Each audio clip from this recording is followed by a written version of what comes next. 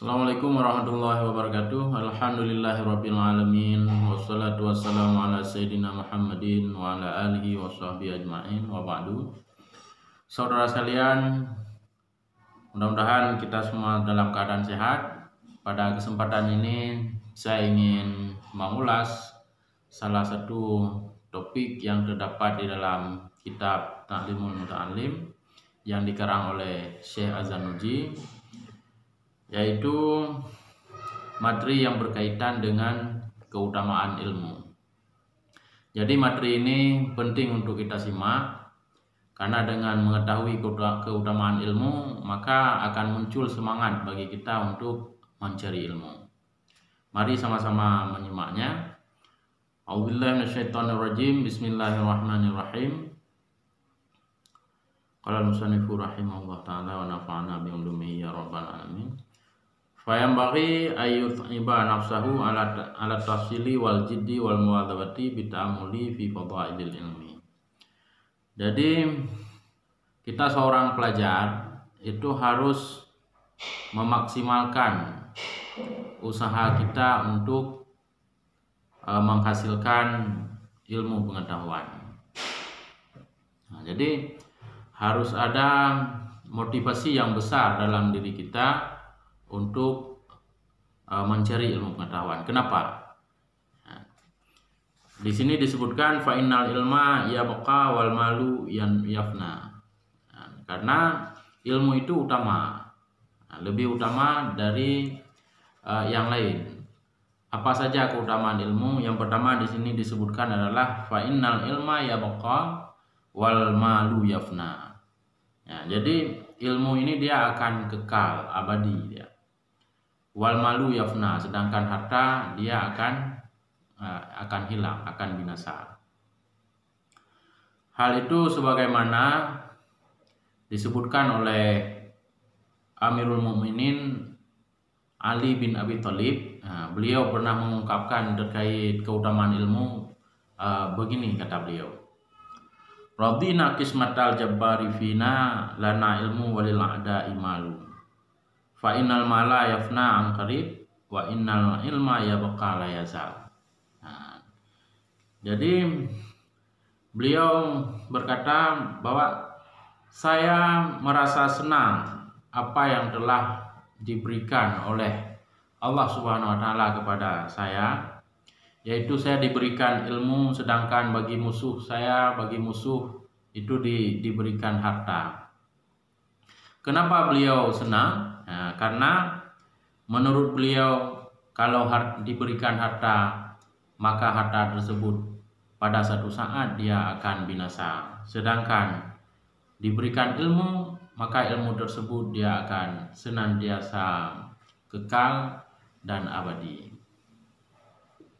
Kemudian Syekh Zarnuji melanjutkan terkait dengan keutamaan ilmu ini, wal ilmun nafi'u yahsulu bihi husnul dzikri. Ilmu yang bermanfaat akan membawa ataupun memunculkan sebutan yang bagus bagi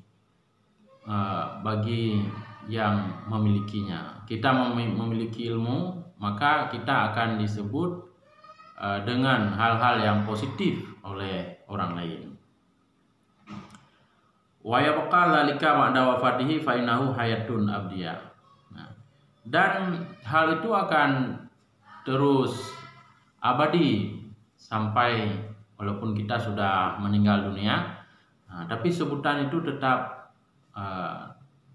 masih ada. Ini salah satu contoh yang ingin saya sebutkan. Kenapa Imam Syafi'i senantiasa disebut-sebut, dibahas, ya, dipuji-puji oleh masyarakat sampai sekarang? Karena beliau adalah seorang alim. Beliau mewariskan ilmu pengetahuan yang cukup banyak. Nah, maka nama beliau itu senantiasa dihormati dan dibangga-banggakan oleh masyarakat sampai sekarang. Ini adalah salah satu bukti ilmu itu dia memuliakan ahlinya, dan juga ilmu itu akan abadi. Kemudian di sini ada sebuah syair, Wa ansadana Syekhul Imamul Ajalu Zahiruddin Mufti Laimah Hasan bin Alil Ma'ruf bil Marghinani rahmatullahi alaihi, al jahiluna mauta qabla mautihim wal alimuna wa immatu fa ahya. Nah, ini menarik. Jadi orang jahil dia sudah mati sebelum matinya. Artinya orang jahil itu sebelum ajalnya tiba tetapi dia sudah mati. Kenapa demikian? Karena orang berilmu ini maksudnya orang yang tidak berilmu ini tidak memiliki pengaruh dalam masyarakat. Jadi ada orang tersebut seperti tidak ada pengaruh karena tidak ada hal yang bermanfaat darinya, karena dia tidak memiliki ilmu. Sedangkan wal alimuna wa immatu fahya, sedangkan orang alim, ya, orang berilmu, walaupun sudah meninggal tetapi seakan-akan dia masih hidup. Kenapa masih hidup? Karena namanya senantiasa disebut. Nah, namanya senantiasa disebut dalam ceramah, dalam tulisan, senantiasa dikaji pemikirannya, diteliti, diriset kalau dalam bahasa sekarang. Nah, itulah keutamaan dari ilmu yang perlu kita ketahui. Kemudian juga ada syair yang lain. Wa fil jahli qablal mauti mautun li ahlihi fajasamuhum qablal kuburi kuburun. Jadi orang jahil itu seperti tadi, dia mati sebelum matinya. Kemudian tubuh orang jahil ini itu sudah dikebumikan walaupun sebenarnya masih hidup. Nah, jadi saya memahami dari syair ini ada semacam hal yang tidak baik, ya, ataupun dikesankan sangat tidak baik terhadap orang jahil, dan memang hal itu pantas-pantas saja karena kita manusia ini memang diperintahkan oleh Allah Subhanahu wa taala untuk mencari ilmu dalam rangka beribadah kepada Allah, dalam rangka untuk berusaha mencari nafkah. Itu semua harus punya ilmu. Jadi dengan ilmu ini kita memiliki modal hidup baik di dunia dan akhirat. Maka pantas saja kalau orang yang jahil itu mereka dihina dengan sehina-hinanya. Bahkan disebut mereka sudah mati sebelum mati. Itu kan sebuah komentar yang sangat sangat menohok istilahnya bagi orang jahil. Kemudian wa innam ra'an lam yahya bil ilmi maitun falaysa lahu hinas nusyurun. Kemudian orang yang hidup tanpa ilmu itu adalah dia sudah mengalami kematian. Kemudian falaysa lahu hinan nusyurun. Kemudian ketika dibangkitkan nanti mereka sama dengan tidak bangkit. Nah, kenapa begitu? Karena mereka senantiasa statusnya adalah dalam kematian. Jadi antara hidup dan mati mereka itu sama saja.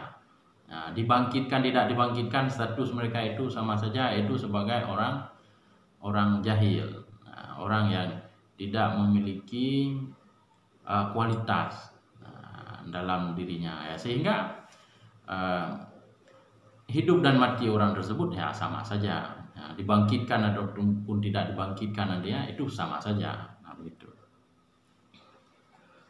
Kemudian ada juga disebutkan dalam syair yang lain, akhul ilmi hayyun khalidun ma'damudihi wa usaluhu tahta turabi ramimun.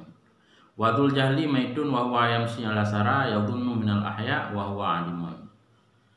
Jadi orang berilmu itu dia hidup abadi sesudah mati. Walaupun sudah mati, sudah meninggal, tetapi dia senantiasa hidup. Nah, seperti yang saya sampaikan tadi lah, karena namanya senantiasa disebut. Nah, namanya senantiasa ditulis oleh orang dalam berbagai karya mereka, sehingga namanya senantiasa hidup dalam masyarakat, senantiasa disebut-sebut.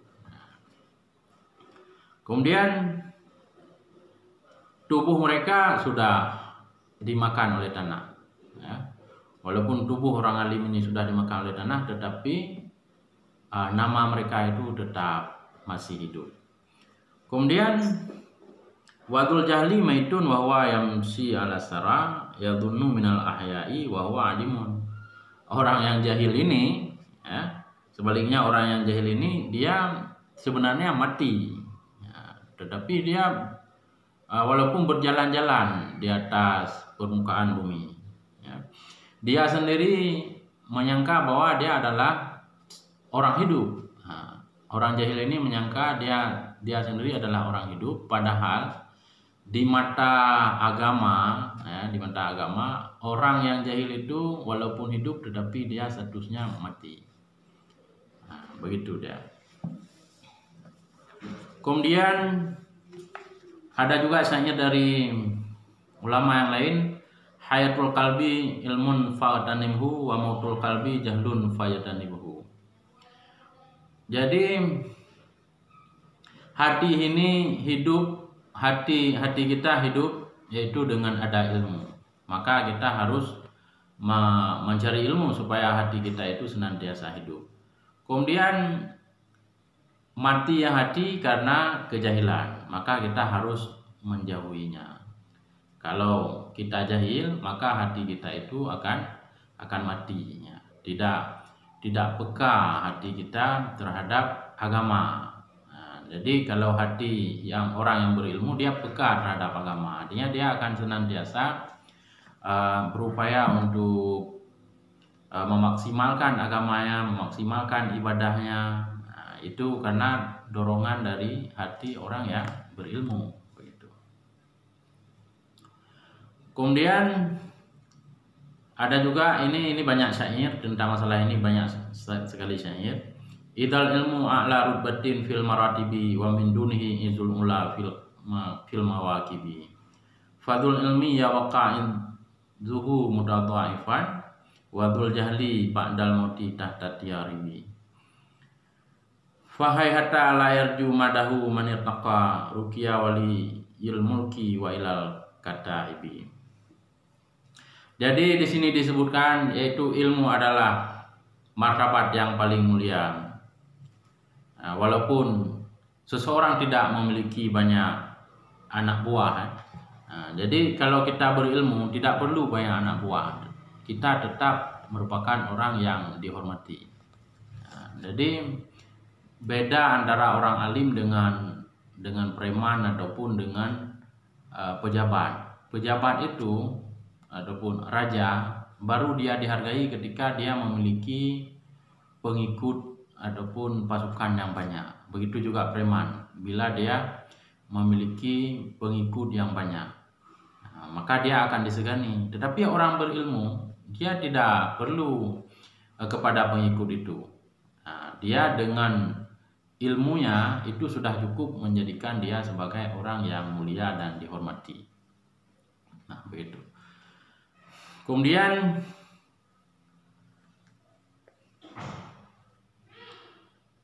di sini orang berilmu itu disebutkan bahwa dia bisa mencapai kemuliaan, ya, dengan ilmunya.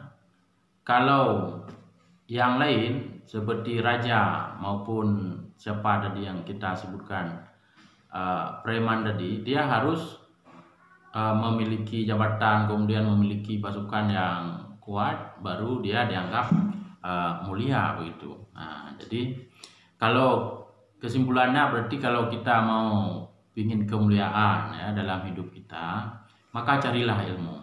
Nah, jadi cari ilmu ini dia tidak repot, ya. Nah, artinya yang penting kita yang pertama punya niat, kemudian bersungguh-sungguh mencari ilmu. Insya Allah kalau sudah alim, ya, itu akan memuliakan kita. Bandingkan dengan seorang pejabat, itu akan sangat repot sekali untuk dia menjadi seorang mulia. untuk bisa menjadi seorang pejabat dia harus ikut pilkada, mempengaruhi orang, membayar dan lain sebagainya. Itu akan sangat merepotkan. Jadi itu belum tentu pun mulia nanti. Mulia dia selama menjabat. Setelah tidak menjabat lagi, maka dia tidak mulia lagi di masyarakat, bahkan akan dihina gitu. Kemudian ada lagi syairnya, sa'umli alaikum ba'dha ma fihi fasma'u fa fiya hasrun an dzikri kullil manaqibi. Wa nuru kullu nuri yahdi anil ama wa dzul jahli maharat dahri bainal ayahibi. Huwa dirwatus syama'u tahti manitaja ilaiha wa yumsi aminan fin nawaibi. Bihi yanju wan nasu fi ghafalatihim bihi yataji waruhu bainat taraibi bihi yashfa'ul insanu marwaha asyan ila darkid nirani syaril awaqibi. Nah, jadi di sini juga ada syair yang cukup panjang yang menjelaskan tentang kemuliaan ilmu, yang artinya adalah ilmu itu adalah cahaya yang cemerlang yang dapat menerangi orang-orang yang buta, jadi ataupun menerangi gelap gulita. Karena ilmu adalah al-ilmu nurun, karena ilmu adalah cahaya, maka dia akan menerangi gelap gulita. Dengan ada ilmu, maka kita tidak akan lagi terombang-ambing, tersesat dalam kehidupan kita. Sudah terang. Sedangkan orang bodoh dia senantiasa dalam gelap gulita. Orang bodoh dia senantiasa tersesat jalan. Kemudian ilmu ini melindungi kita. Ilmu ini dapat melindungi kita dari apa? Melindungi kita dari maksiat, melindungi kita dari kesesatan, melindungi kita dari segala mara bahaya. Kemudian seseorang juga yang memiliki ilmu, di sini disebutkan dia akan menjadi aman dari segala rintangan. Banyak masalah bisa diselesaikan karena dia punya ilmu. Ini salah satu contoh mungkin bisa kita katakan atau kita sampaikan ketika seseorang mau salat, karena dia menguasai masalah salat, maka dia bisa langsung melakukan salat. Jadi tidak ada rintangan bagi dia. Kemudian juga seseorang yang ingin melamar kerja, melakukan suatu pekerjaan, itu sebenarnya rintangan ya. Masuk dalam pekerjaan itu ada sebuah rintangan, karena tidak semua orang bisa langsung bekerja, tapi orang berilmu itu akan diterima. Begitu dia. Kemudian ilmu ini juga akan menyelamatkan kita dari tipu daya. Artinya orang berilmu ini dia susah untuk ditipu, karena dia paham masalah. Maka orang berilmu tidak bisa ditipu. Kemudian ilmu ini yang paling penting adalah dia akan membawa kita selamat, yaitu ketika nanti menghadap alam akhirat. Ya, kita dengan ada ilmu, maka kita ketika menghadap Allah Subhanahu wa taala, maka ini akan sangat mudah begitu, karena ilmu telah membimbing kita, mendorong kita untuk senantiasa bertakwa, beribadah pada Allah Subhanahu wa taala. Ini adalah jalan sehingga memudahkan kita nanti ketika menghadap Allah Subhanahu wa taala. Kemudian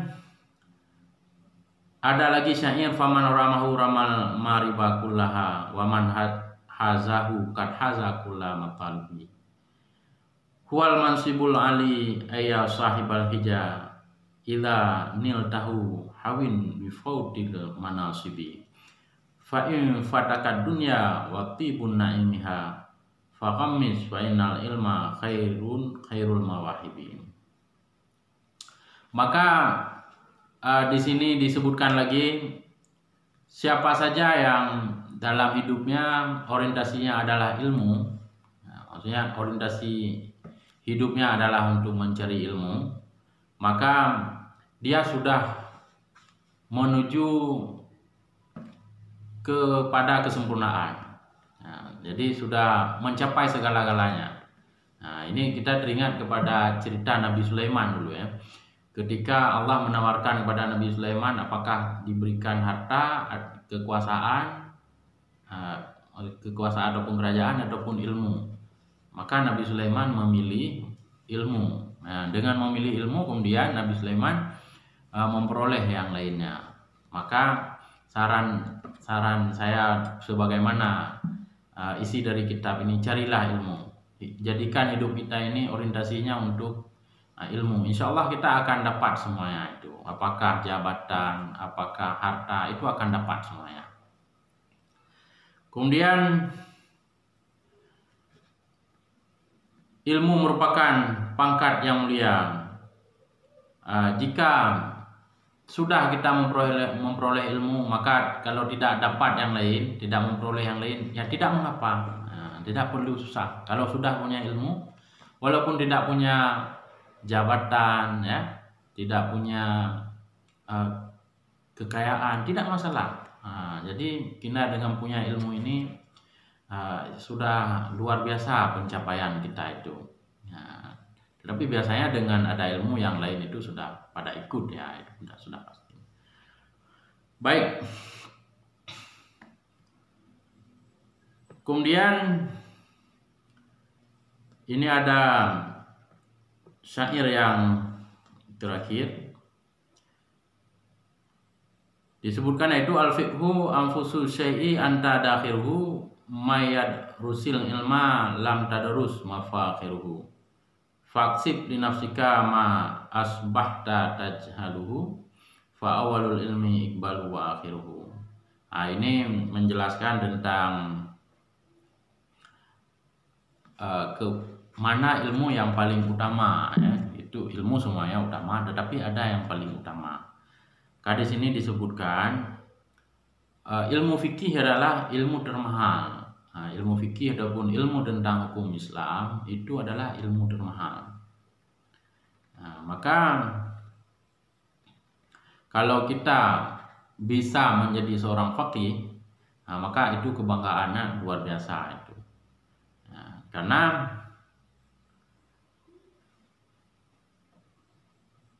ilmu fikih ini dia merupakan ilmu yang dapat menyelamatkan kita, menyelamatkan kita sehingga tidak salah dalam melakukan berbagai aktivitas ibadah. Tapi ini apakah ilmu yang lain tidak penting? Penting, semua ilmu utama. Tapi di sini disebut ilmu fikih itu sangat utama. Jadi ilmu itu dalam Islam dibagi tiga ya, ada ilmu tauhid ataupun akidah, kemudian ada ilmu fikih dan ada akhlak. Jadi walaupun di sini disebut ilmu fikih itu sangat utama, tapi kita juga harus mendalami dengan serius juga ilmu yang lain, terutama itu tauhid. Bahkan dalam sumber yang lain bisa kita temukan bahwa yang pertama yang harus dimiliki oleh manusia ini adalah ilmu tauhid. Bertauhid dulu, kita benarkan dulu akidah kita, kemudian baru fikih, kemudian untuk menjaga amaliyah kita itu maksudnya kita jaga amaliyah kita supaya tidak binasa, tidak sia-sia, tidak hangus, maka kita perlu ilmu akhlak. Jadi maka dalam pembahasan ilmu ya, ilmu tauhid itu adalah tanah, kemudian ilmu fikih adalah tanaman, ilmu akhlak adalah pagar. Nah, jadi sudah komplek. Nah, jadi semuanya sudah ada. Begitu dia kita dalam mencari ilmu, harus ada tiga-tiganya. Kemudian terakhir oleh musannif di sini membuat penegasan waqafa bil lazatil ilmi wal fikhi wal fahmi dayan wa ba'isan lil aqili ala tafsilil ilmi. Maka oleh musannif ini menyebutkan mudah-mudahan dengan kita memahami kelebihan ilmu tadi itu menjadi modal ataupun motivasi bagi kita untuk mencari ilmu. Jadi dapat kita simpulkan bahwa memang ilmu ini dia suatu yang mulia, lebih mulia dari yang lain termasuk harta dan jabatan. Nah, maka carilah ilmu, insya Allah kita akan mulia, insya Allah kita akan memperoleh hal-hal yang lain seperti kemuliaan, kekuasaan, jabatan dan juga harta. Demikian saja untuk segmen ini, mudah-mudahan bermanfaat. Hadanallahu wa iyyakum ajmain. Wassalamualaikum warahmatullahi wabarakatuh.